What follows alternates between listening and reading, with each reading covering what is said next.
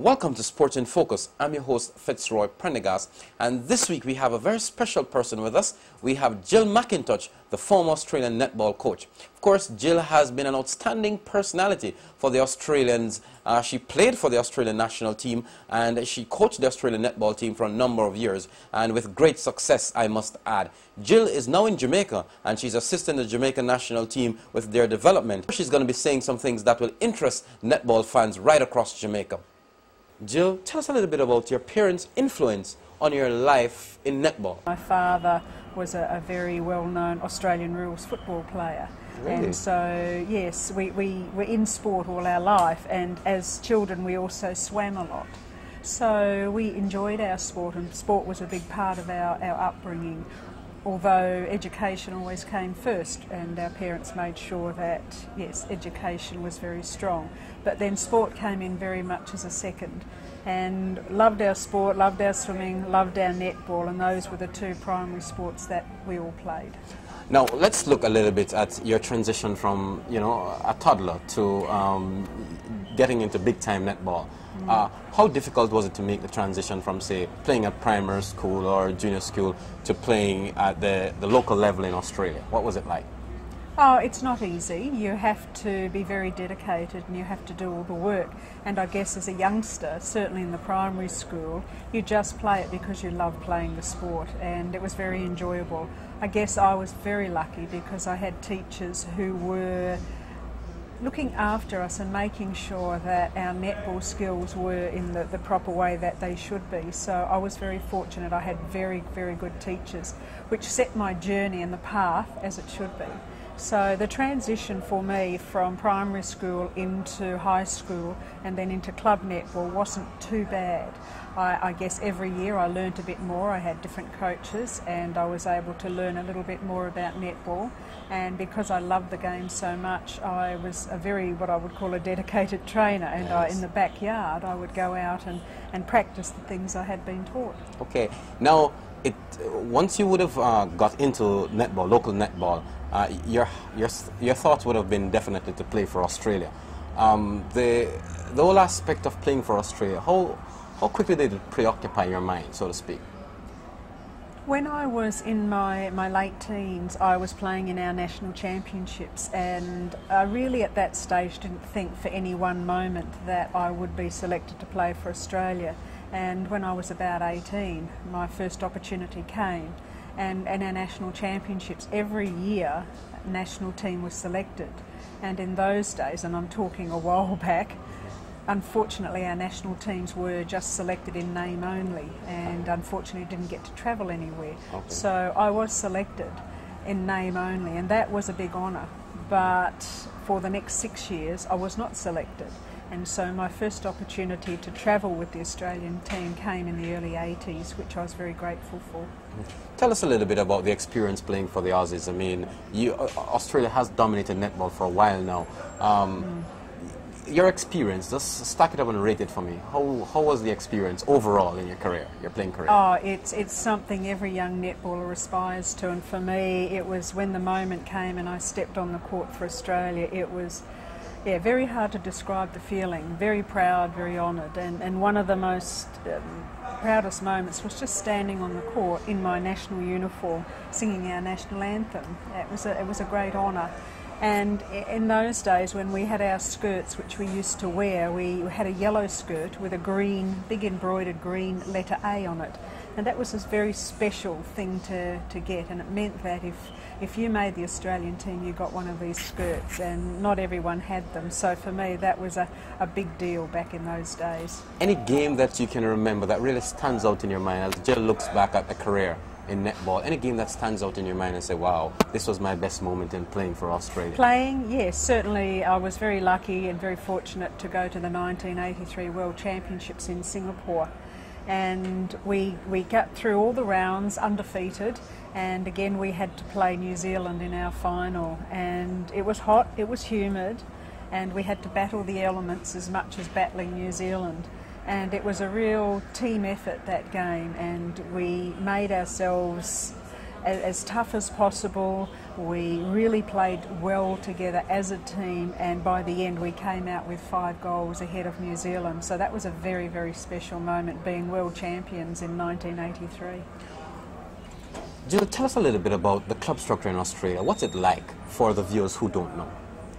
As you would appreciate, in Australia, netball is a very big sport. It's the largest female participation sport for women and for girls, and even young boys and men play the game. So we have a lot of people playing netball, and we need our clubs. And clubs are organised by volunteers all over the place in Australia, and they have many teams playing under their clubs. Clubs come from suburbs, they come from regions, they're everywhere. They're in the cities, they're in our country areas, and as I said, they are run by volunteers, and if it wasn't for our volunteers, our club structure wouldn't survive. So we're very fortunate that we have these clubs, because it is the backbone of netball in Australia. In terms of the counties, the counties, the regions, the Perth, the Sydneys and so on, the bigger provinces. Yes. Do you get to a semi-professional level at that stage, or is it still amateur? Well, we actually call them states. So we have 8 states and territories. That's how Australia is divided up. And when you represent your state, you are still a volunteer. You are still playing because you love the game. It is not until you get into our national league. We have a national league where we have several teams representing different places in Australia, that the players are, yes, very minor, semi-professional. Our players don't earn a lot of money, and even the players that play for Australia don't earn a lot of money. And 1 or 2 of the better players may earn a living out of endorsements. Tell us when you started coaching per se. What was it like? Was it a totally different feeling? And what has it been for you so far? Well, I sort of graduated into coaching when I was playing in my teens. The team that I was in didn't have a coach, and so for whatever reason I put my hand up to look after our team, and it was a huge learning experience, playing as well as coaching the team. And then I did that in every team that I was in. I was the playing coach, and even our state representative teams for Western Australia, I was still the playing coach. So I learnt a lot about not only the playing but also the coaching and how to handle players. I guess the hardest aspect for me was in 1987 when I retired as a player, and that's when I was just purely a coach. And that was a very difficult transition, because I was just on the sidelines and not able to do things on the court as a player. But then the experience of sitting on the side and watching the girls play just became easier and easier. And I guess now, when I look back on those days, I wish I knew then what I knew now about coaching. We're going to be taking a break. When we come back, we're going to be having much more with Gill McIntosh.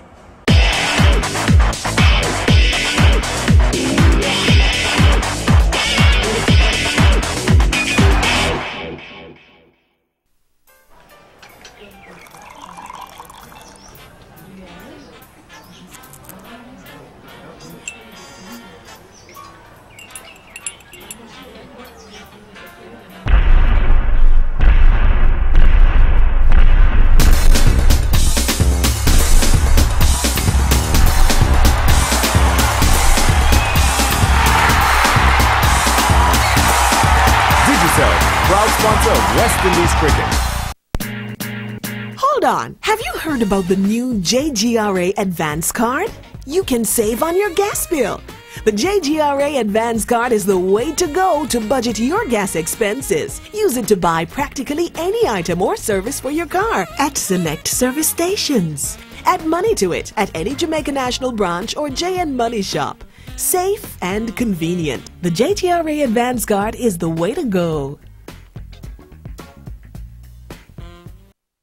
There's always a smile to warm my heart with a Jamaica National family. It's the differences that sets us apart, like the love for you that's in our hearts. The pride we feel comes shining through. We care about you, we really do. So proud to be a Jamaica National. The welcome you'll receive is just a start. To see you smile just warms our hearts. Was a wonderful feeling. A safe and secure feeling, being part of the Jamaica National family. Being part of the Jamaica National family. 1888, call JPS. Quick response, toll-free link, the easy way, at the touch of a tone. Your questions answered.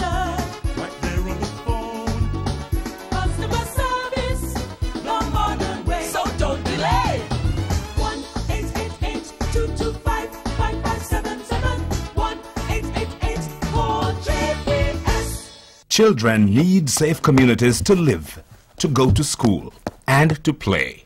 Protect our children. Call Kingfish. Dial 811 from any phone. No charge, no caller ID, no star 69. It's safe. Down to the boundary. Ross, 18 for 6. Yo, what a shot!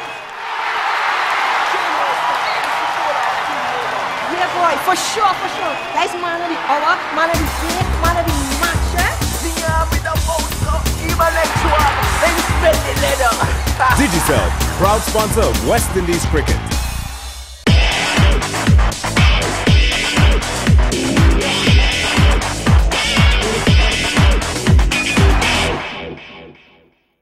Welcome back to Sports in Focus. I'm your host Fitzroy Prendergast, and in this segment we're going to be looking at Jill's life in coaching. And of course she retired in 1987 and started to coach then shortly afterwards. Jill, tell us a little bit about your first game as coach, the very first game that you coached purely, not playing but just coaching. What was it like for you? It was tough. I can remember it. I was coaching the Western Australian state team, and it was tough in our national championships. And I was very edgy and very fidgety, and I found it really hard to stay and sit on the bench and just watch the girls out there playing.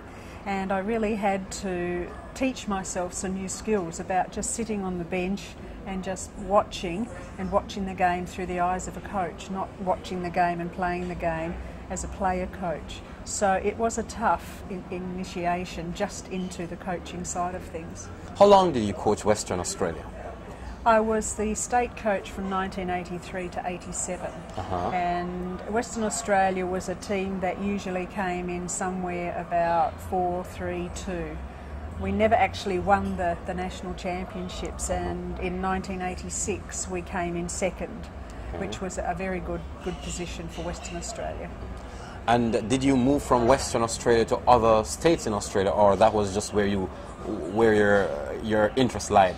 That's where I was brought up. Perth is the capital of Western Australia, and that's where I was born. That's where I played all my young years. That's where I coached all my young years. And it wasn't until 1990, when I was offered a position at the Australian Institute of Sport, that I moved from Perth to Canberra, and that was purely to coach. Okay. Now, the transition from a state coach to a national coach is probably another issue, because, of course, then you have the personalities, the fans getting very agitated if you're not doing well and so on. Tell us about that transition. Oh, the jump from a state coach to a national coach is huge, and the level of play, as you know, is big, but the coaching is just huge because there are so many more aspects that you have to take into consideration. And one of the biggest, as you said, is the fans and the media, the expectation of the media and just the general public. They expect Australia to win. Did it ever get to you when you said, well, I can't bother with this? Did it ever get to you, Jill? I guess right at the end, after 9 years, I thought, I've had enough. I don't need this anymore, so I've had enough, and it was time to move on to other things. In your 9 years of coaching Australia, tell us of some of the successes that you've had as a coach.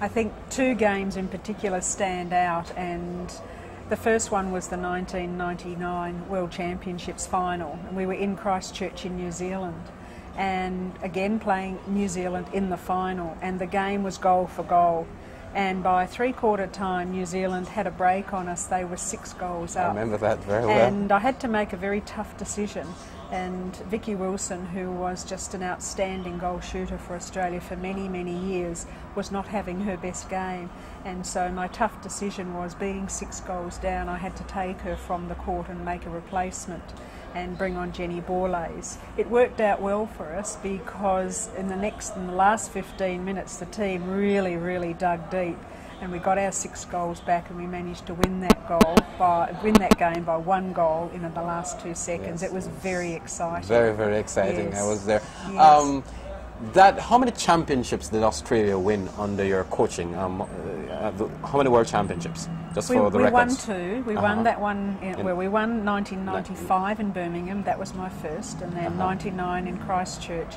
And unfortunately, we were runners-up in Kingston in 2003. Right. And I guess the other good thing was our Commonwealth Games. As netball became a sport in Commonwealth Games during my coaching, so it was fantastic to be able to coach at the 98 Kuala Lumpur Games and the 2002 Manchester Games and come away with the gold medal. So that 1-point victory over New Zealand, your arch rivals, would have been the pinnacle of your success, so to speak. Well, it was, because not only because we beat New Zealand, but we beat New Zealand in New Zealand. Right. And we were in a stadium, a very massive stadium, 7,000 screaming people, most of them New Zealanders. The Westpac Trust Centre. Yes, right. and it was just, the atmosphere was fantastic, it really was, and to come away with a 1-goal victory was just a wonderful moment. In terms of your whole career, when you look back at your career, what would you say may have been your worst moment, so to speak? Oh, I vividly remember the final of my last game, the 2003 World Championships in Kingston, and playing New Zealand again. And our team was struggling. Our form hadn't been the best throughout the championships. We had struggled to beat Jamaica to make it through to the final. And so when we came up against New Zealand, we were always playing catch-up, 1 goal, 2 goals behind. And at 3/4 time we were still a couple of goals behind, and I felt like we needed to make some changes to try and inject something into our team.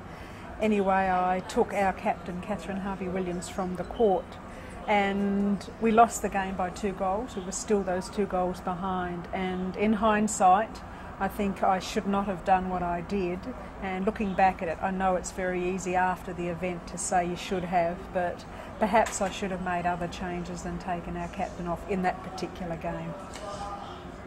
Fine. Did you ever feel that your players understood you? Because some coaches, sometimes they're very successful, but the players tend to, there's a tug of war, so to speak. Sometimes the players don't understand them very much and so on. What sort of relationship did you have with the girls, your team, throughout your coaching career? Oh, I think I had a good working relationship with the players. We were able to communicate freely, both ways, me to them to me. And I think they did understand what I wanted.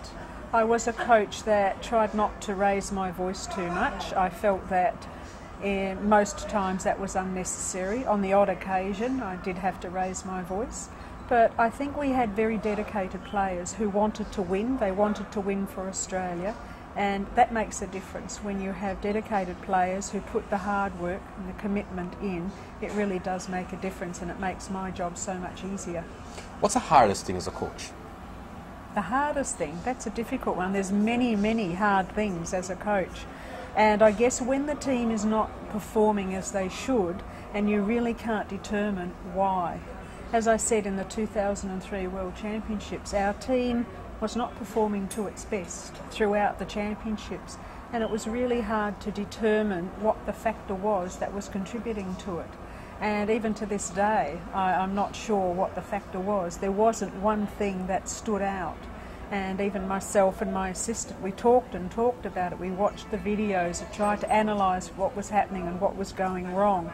But it was very hard and very frustrating for us as coaches.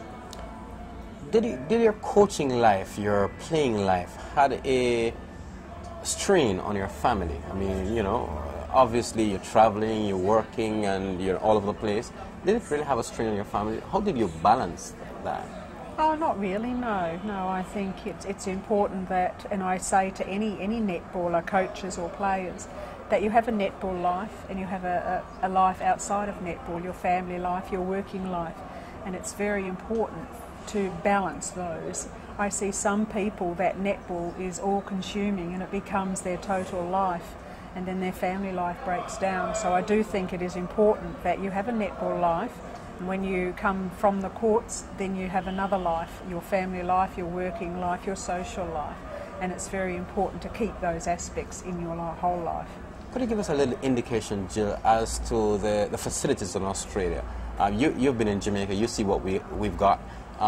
Certainly, the facilities there is a little bit better than Jamaica, so to speak. Tell us a little bit about the facilities there, and how does that give rise to the quality of play that we see from the Australians? We're very fortunate. We have some wonderful facilities in all of our cities, not only in our major cities but in country areas. We have wonderful netball courts, both indoors and outdoors. Some of our indoor courts are indoor recreational centres which have netball courts in them, and they have attached swimming pools and all sorts of gymnasiums with weights. So we're very fortunate, and I do think our players, to a degree, are a little bit spoilt, and they come to just regard that as the normal. Here in Jamaica, yes, the players do very well with the limited resources they have. I have been to the courts here a few times, and we have to contend with the weather because the courts are outside. We have to contend with security coming to open the gates to the courts, and sometimes security is late.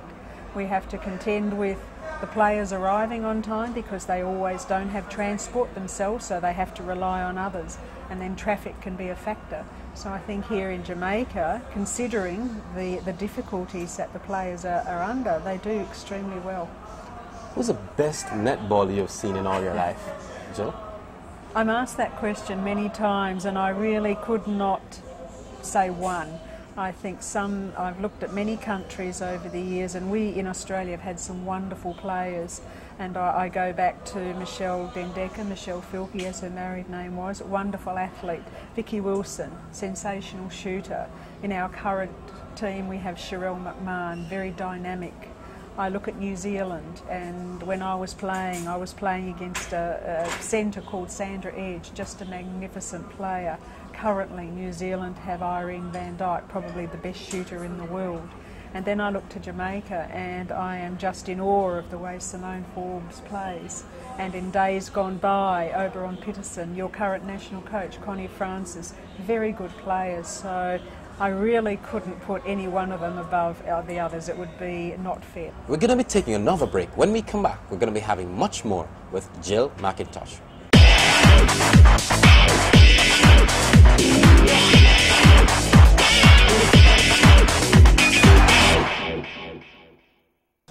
I'm on plane or what? Give us a 4. Down to the boundary. Ross, 18 for 6. Yo, what a shot!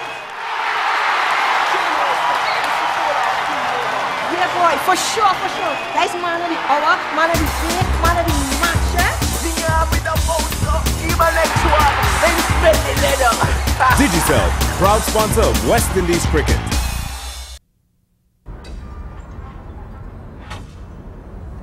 Abstaining from sex does not necessarily mean never having sex ever again. Of course not.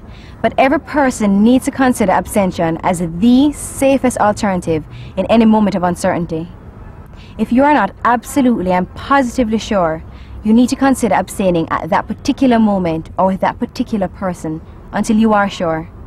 So if you're not sure, one sure way of protecting your life is to abstain. Abstain. A message from the National HIV STI Control Program. People, Jamaica has a problem. And we must come together to solve it. Crime and violence. It has gone too far. For too long. Our security forces need your support. We all have to play our part. So get involved. Get involved. For peace. Peace. Peace. Peace. Peace. Peace. Peace. Peace. Peace. Let's pass it on. A message from the Ministry of National Security. Expensive. It's trendy. Honestly, I think this one is made for me. Alright. Hey girl, nice time. Everyone likes cool new stuff, but at the end of the day, most of the things we spend our money on don't increase in value over time. At Victoria Mutual, we like to show you a way to make your money look better as time goes by. Victoria Mutual, for every move you make. They said they would provide health benefits for my employees. They said they'd take care of my family. They said they would take care of our retirement. 888 call JPS. Quick response. Toll-free link. The easy way. At the touch of a tone. Your questions answered. Right there on the phone. Customer service. No modern way. So don't delay. 1-888-225-5577. 1-888 call JPS. There's always a smile to warm my heart with a Jamaica national family. It's the little differences that sets us apart, like the love for you that's in our hearts. The pride we feel comes shining through. We care about you, we really do. So proud to be a Jamaica national. The welcome you'll receive is just a start. To see you smile just warms our hearts. What a wonderful feeling. A safe and secure feeling, being part of the Jamaica national family. Being part of the Jamaica national family. Being part of the Jamaica national family. I'm on plane or what? Give us a 4. Down to the boundary. Ross, 18 for 6. Yo, what a shot! Yeah, boy, for sure, for sure. Guys, man of the hour, man of the day, man of the match, eh? The army, the motor, even next one. Then spend the leather. Digital, proud sponsor of West Indies Cricket.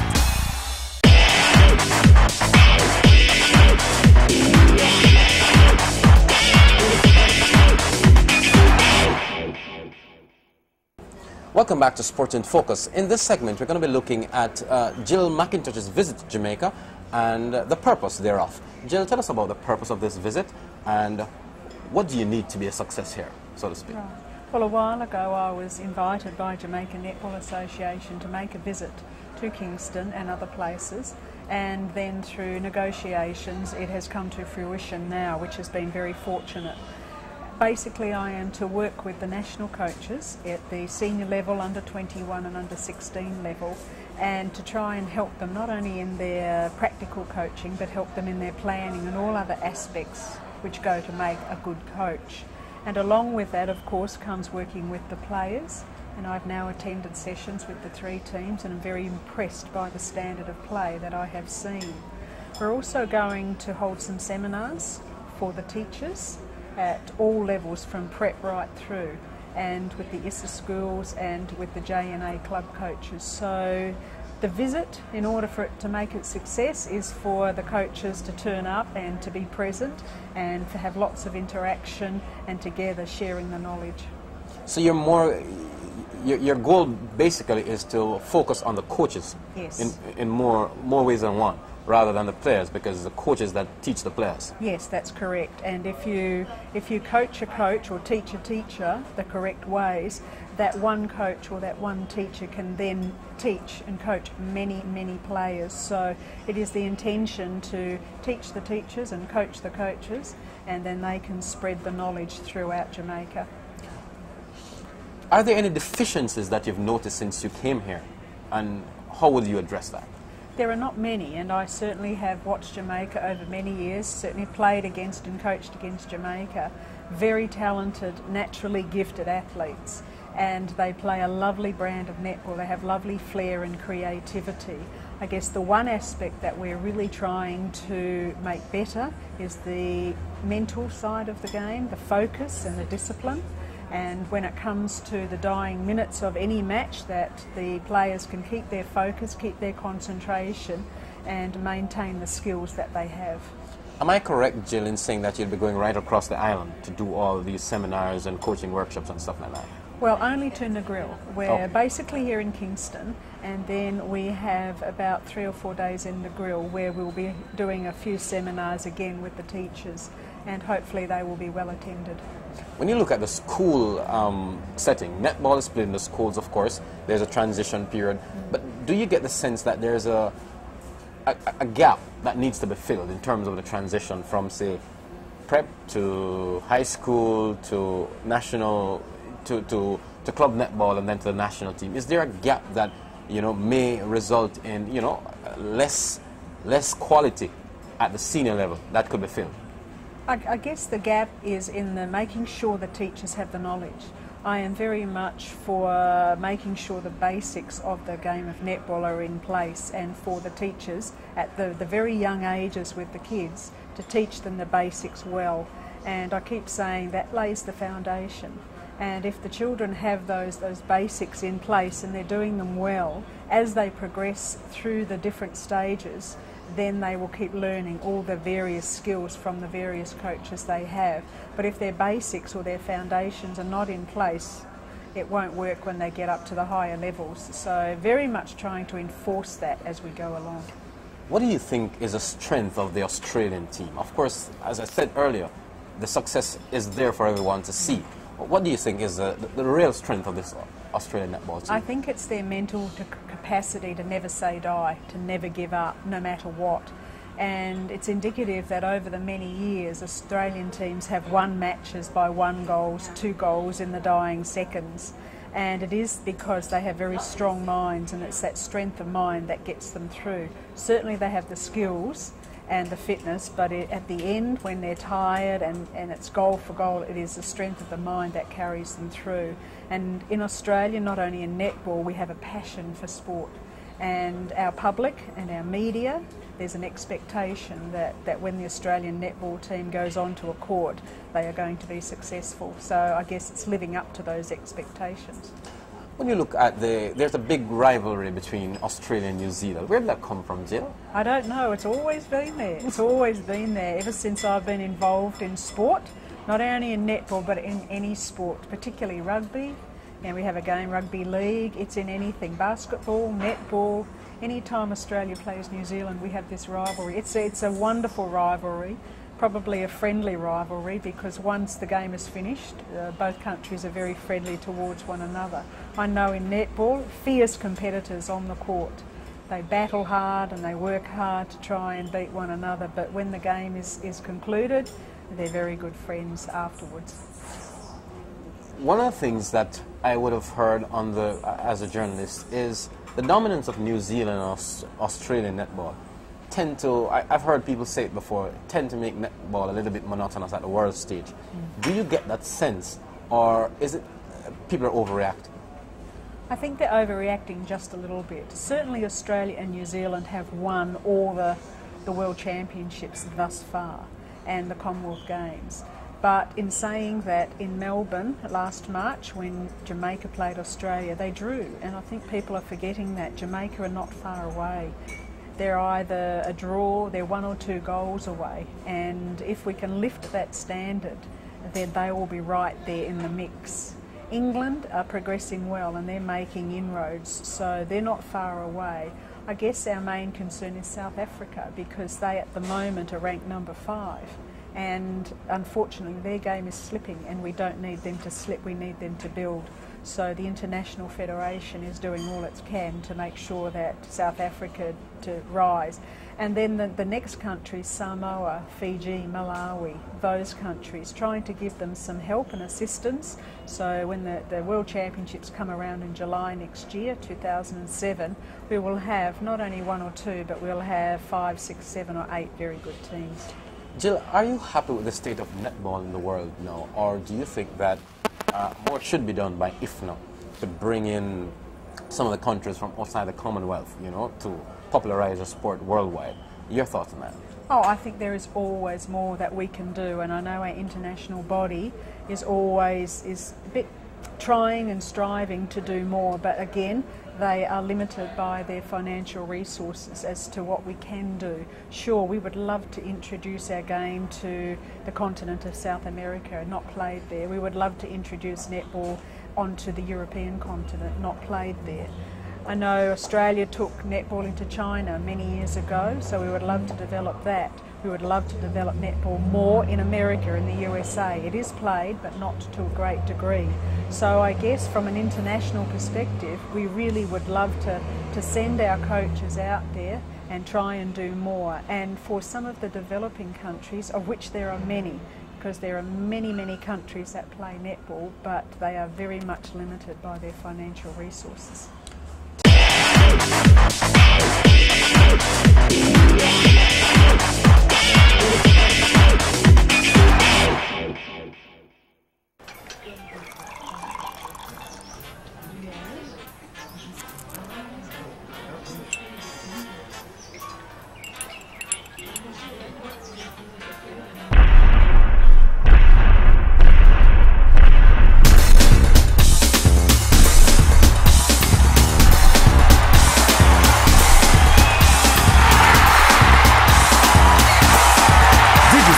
Proud sponsor of West Indies Cricket.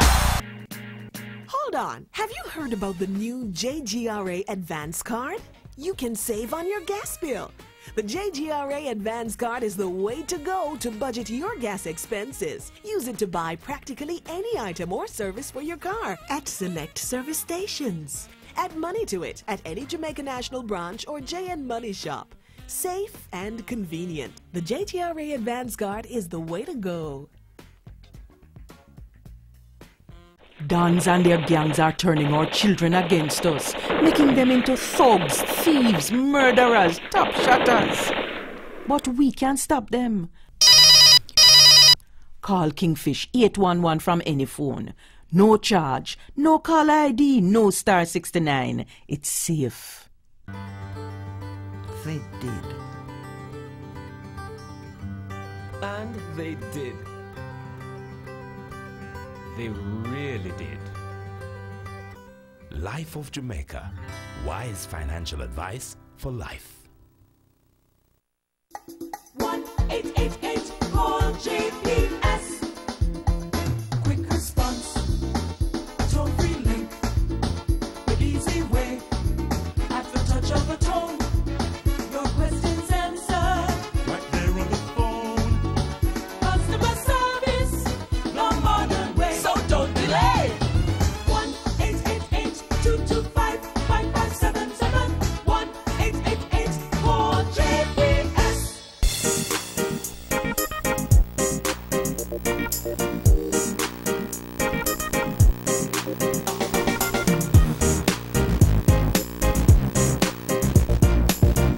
Every dollar you spend adds up. At Victoria Mutual, our business is about taking some of the money you spend on stuff to create something for you that you'll never find on the mall. Financial security. Let's talk. Victoria Mutual, for every move you make. I'm on plane on what? Down to the boundary. Ross, 18 for 6. Yo, what a shot! Yeah, boy, for sure, for sure. That's man of the hour, man of the day, man of the match, eh? The army, the most intellectual, then spend the leather. Digital, proud sponsor of West Indies Cricket.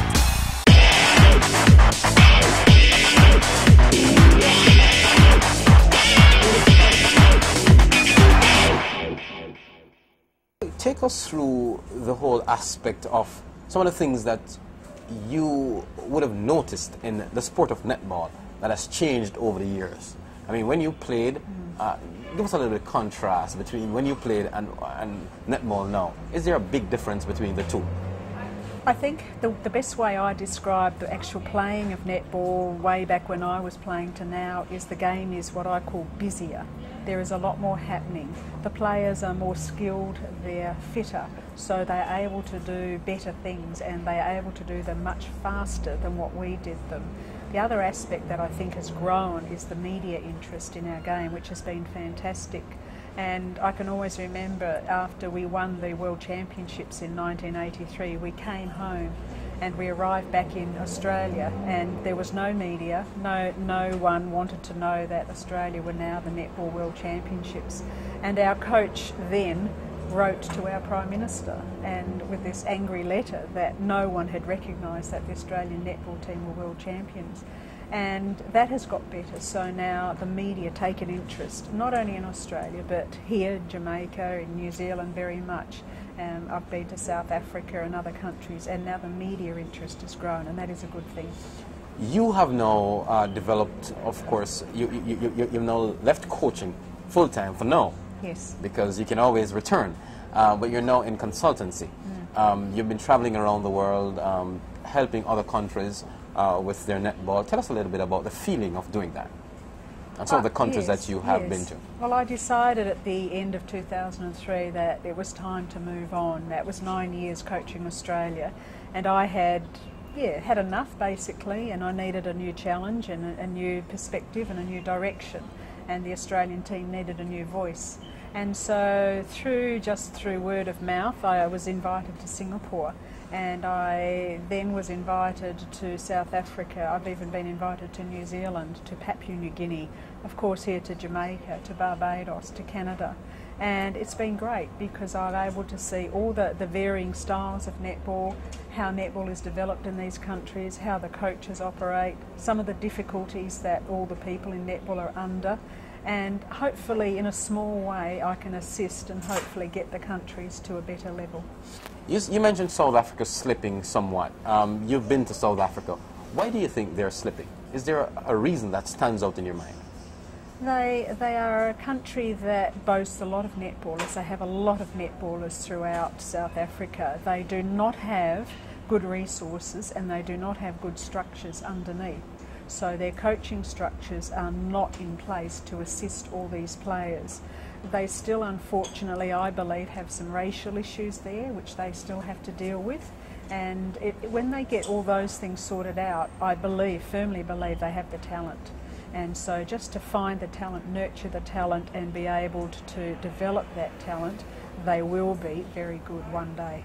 Singapore. You have been to Singapore.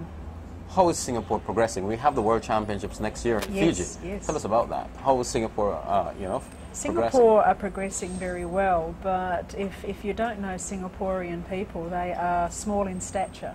They're not tall people, right. And they are also fairly lean. So that's a challenge. So it is a big challenge when they come up against the likes of Australia, New Zealand, Jamaica, who are taller, much taller and much stronger in the body.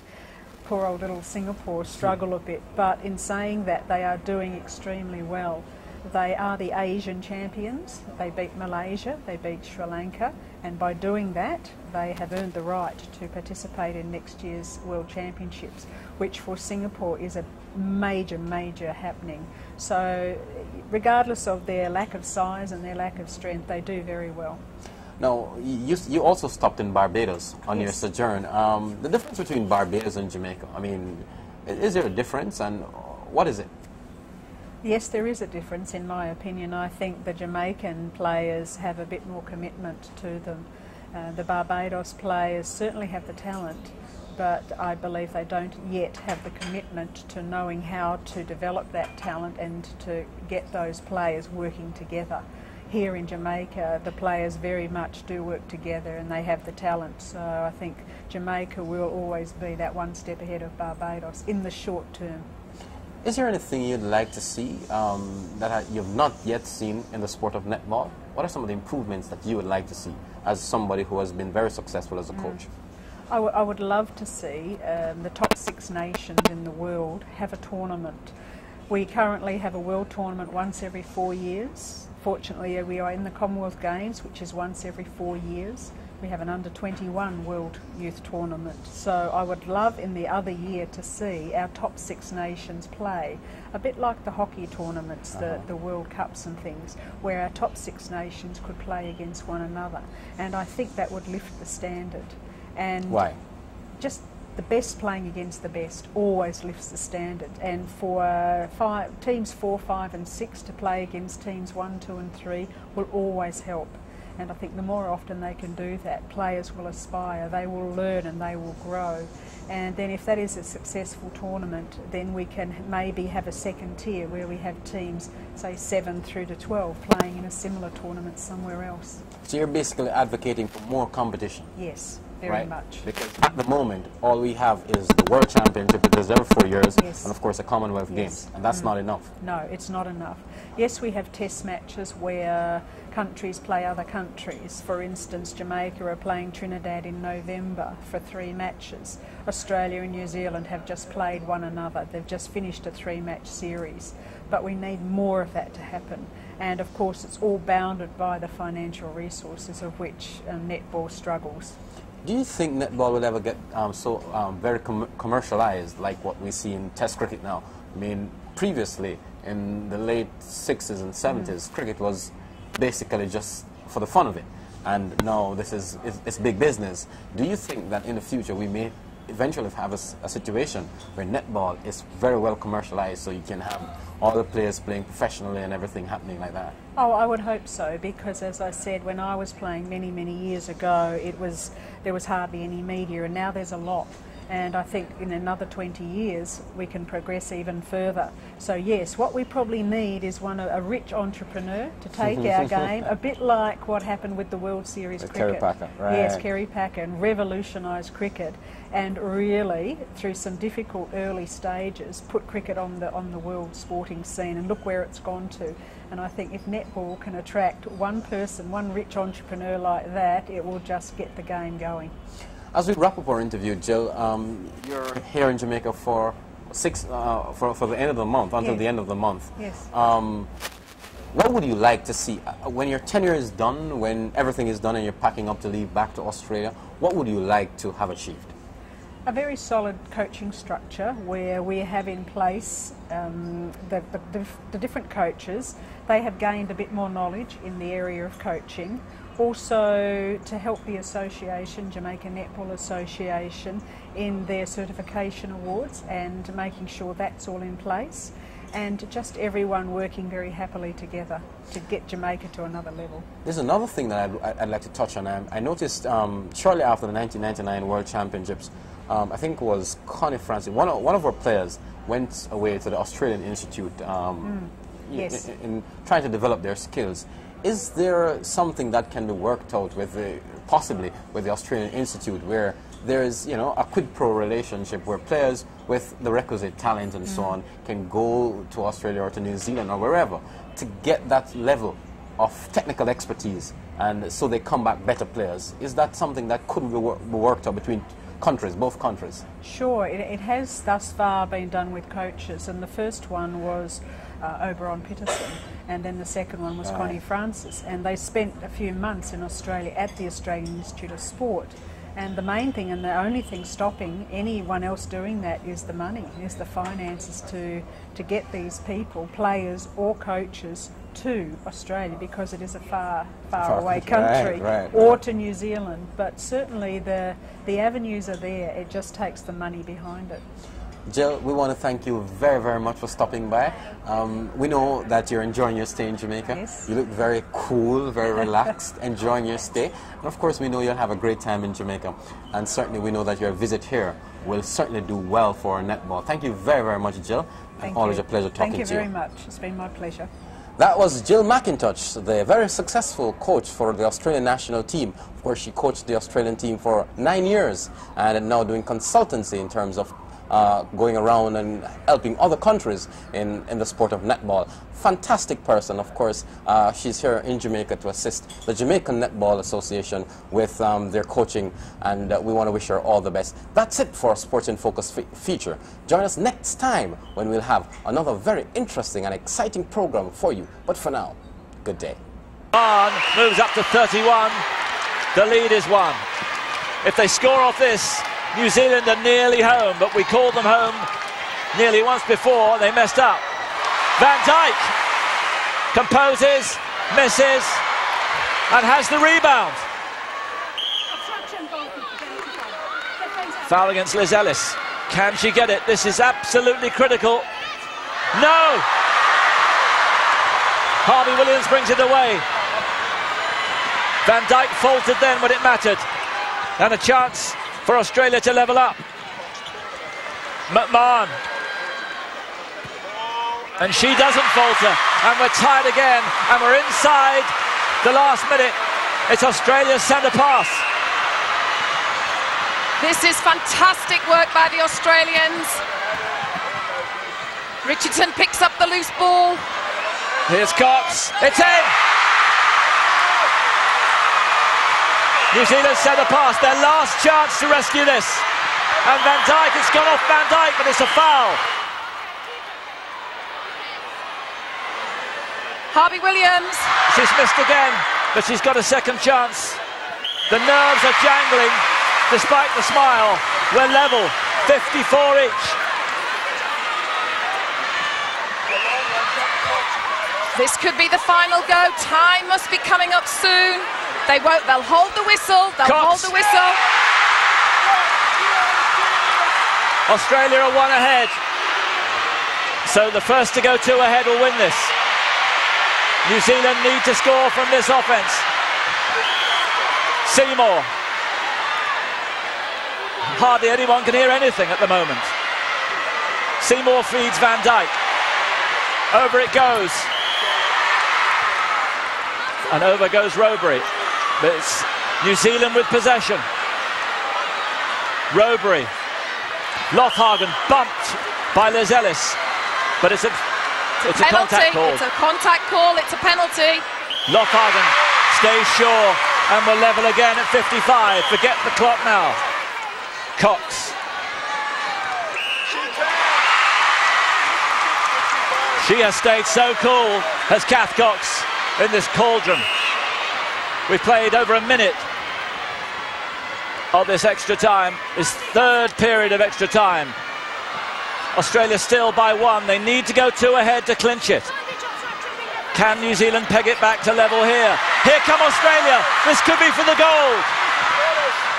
Sanders. Richardson. Cox. Sanders again. Darbu racing in. But a contact called. Here is Cheryl McMahon. Time called, but Margaret Dagan wants the floor wiped. And McMahon pauses here. Her chance for glory. She had the goal that won the world title in '99. She has a chance to get it here, to win the Commonwealth gold in 2002. Cheryl McMahon. It's there! And Australia are the Commonwealth gold medalists.